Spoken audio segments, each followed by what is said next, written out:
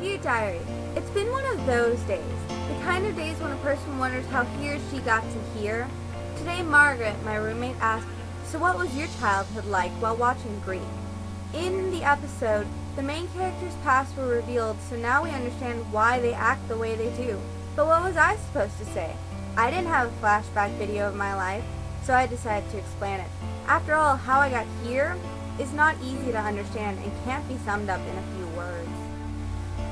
Well, when I was little, I didn't fit in with most of my classmates. I was too energetic even for most kids. Really? How so? I can't see you as the wild child. Margaret interrupted. I once bit a girl because she pulled my hair. Also, I never sat still for long to talk forever.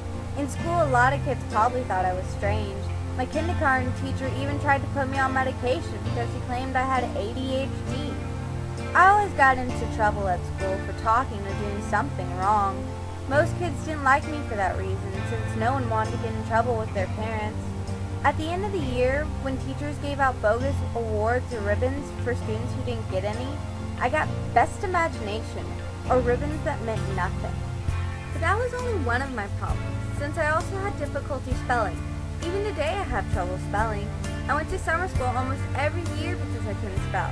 I remember my second grade teacher telling me I was going to be held back because my writing and spelling were horrible. Almost every year my teachers would tell my parents that I was a sweet child, but I was going to fail because I wasn't as bright or as quick as the rest. It was so frustrating. I was trying as best as I could, and here these teachers were condemning me to failure for the rest of my life. Or, well, that's how I felt. Wow. I thought teachers were supposed to be nicer than that.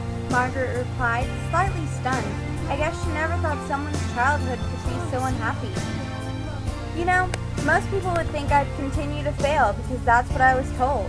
But in third grade, I stopped listening to them. I made up my mind to prove them all wrong.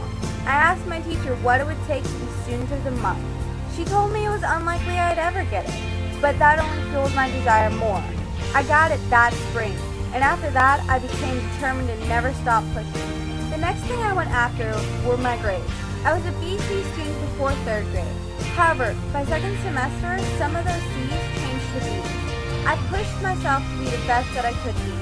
By the beginning of fifth grade, I was an AC student. This still wasn't good enough though. I wanted straight A's, and that final semester, I finally got it. I was so happy. I proved it to the teachers, and more importantly, to myself.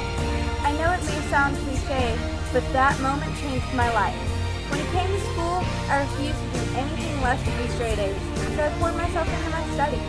In sixth grade, I was tested and found gifted, more advanced. Later, I started adding academic and service clubs to my drive. By the end of my senior year in high school, I had a 4.0, was in 10 clubs, tutoring, and was a chemistry teacher's assistant. But yeah, that's my childhood, I said as I finished my tale. Now that last part sounds like you, but wow. That's awful, but you wouldn't be you otherwise. Margaret said before getting ready to leave the chapter.